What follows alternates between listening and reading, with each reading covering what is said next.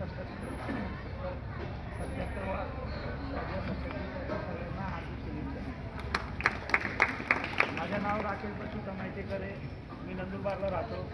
मी कंजरबाग समाजाचा एक सामाजिक कार्यकर्ता घटक म्हणून आहे.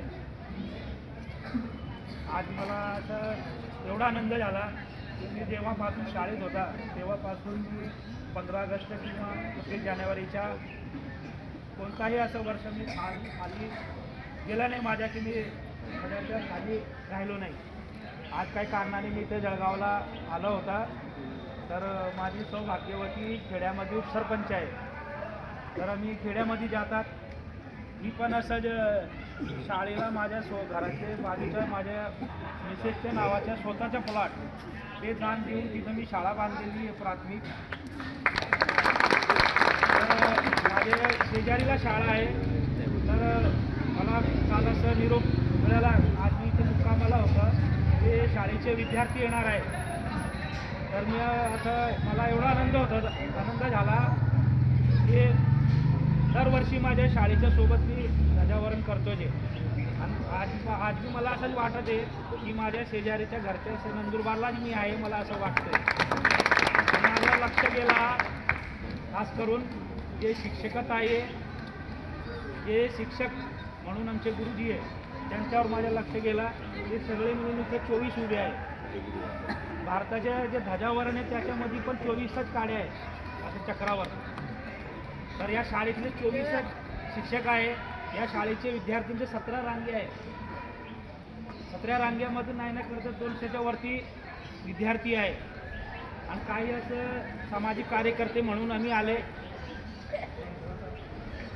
तर मला एकच सांगायचं आहे माझ्या विद्यार्थ्यांना दरवर्षी काही ना काही माझ्या विद्यार्थ्यांना बोलत असतो कारण मला फार छंद आहे. मी फक्त 2री पास आहे. मला शाळा शिकण्यात काय अडचण आला किंवा मला इंटरेस्ट नव्हता काय झाला ते मला शिकण्यात भेटलं नाही.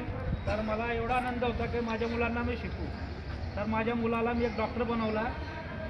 एक मुलगा माझे ॲग्रिकल्चर MBA झाला. अपेंडिक्सला अमेरिका 1 वर्ष राहून आला तो.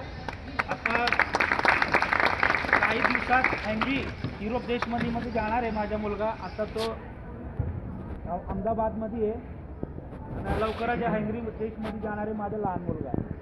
माझ्या मोठ्या भावाचा मुलगा वकील आहे. तर आम्ही माझ्या वडील आमचे आजोबा मी आमचे 4 भाऊ आमच्या बहिणी म्हणजे शाळेचे वंचित राहिले.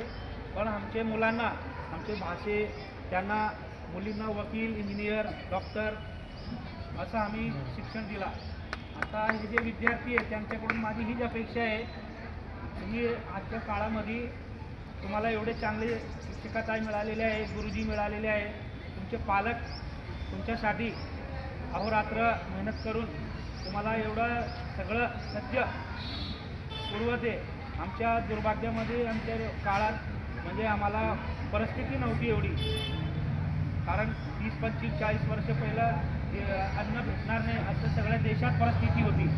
पण मला हो एक माणसाच्या मी नाव घेतो माननीय माजी पंतप्रधान लालबहादूर शास्त्री ते तेव्हा त्यांनी अन्नधानाच्या जय जवान जय किसान मग आपल्या देशामध्ये अन्न धान्य आणि धन लाभला.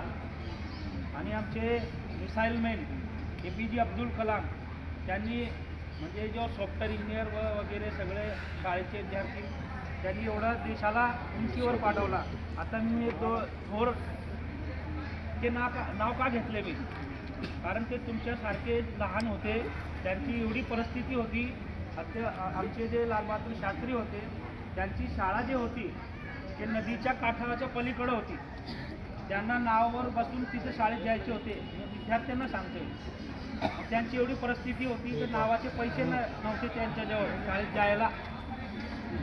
मग ते काय करून तिथं असं झेपून जात होते शाळेत आणि असं शाळा शिकले ते आणि शाळा शिकून देशाचे पंतप्रधान झाले. आपले जे आमचे थोर मिसाईल होते APJ अब्दुल कलाम साहेब ते शाळेची असं सुट्टी होती ती मधली सुट्टी चिंचेच्या झाडाच्या जे चिंचोरे असतात ना ते असं शोधून ते विकून पुस्तक पेन घ्यायचे आणि ते भारत देशाचे कोण झाले